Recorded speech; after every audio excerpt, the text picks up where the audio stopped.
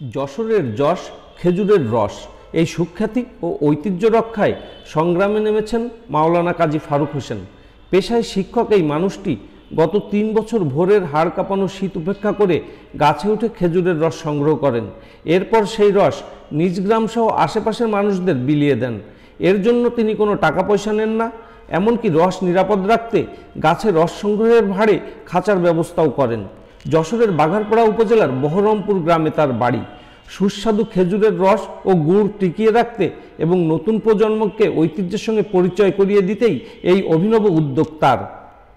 এই খেজুরের রসটা আস্তে আস্তে বিলুপ্ত হয়ে যাচ্ছে, খেজুর গাছের সংখ্যা কমে গেছে, আর বর্তমান মানুষ গাছগুলো কাটছে না। এই জন্য আমি চিন্তা ভাবনা করে মানুষদেরকে, আল্লাহর সৃষ্টি জীবদেরকে, বিশেষ করে শিশুদেরকে খেজুরের রস এবং গুড় খাওয়ানোর জন্য আমি এই মহতি উদ্যোগ গ্রহণ করি।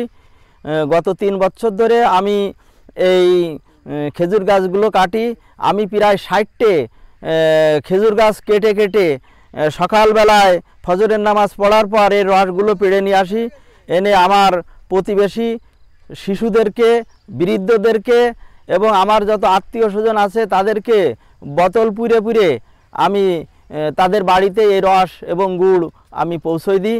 ছেলেমেয়েরা ভুলেই গেছে যে খেজুর গাছে যে রস হয় এটা তারা অনেকে ভুলেই গেছে, কিন্তু আমি যখন এই গাছগুলো কাটা শুরু করছি তখন শিশুরা বুঝতে পারছে না খেজুর গাছের রস হয় এবং খেজুরের রস অত্যন্ত সুস্বাদু এবং শীতকালে স্বাস্থ্যের জন্য খুব উপকারী।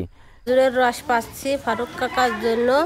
আমাদের বাচ্চারা খুব রস ভালো খাচ্ছে, খুব ভালো রস পাওয়া যাচ্ছে। আমাদের গাছ কাটার লোক ছিল না আগে, এই কাকার জন্য আমরা রস পাচ্ছি, আমাদের বাচ্চারাও খাচ্ছে। আমরা এই খেজুরের রস খাই, এই রস খাই কিন্তু টাকা নেই না, এই রস খাই আমরা খুবই খুশি।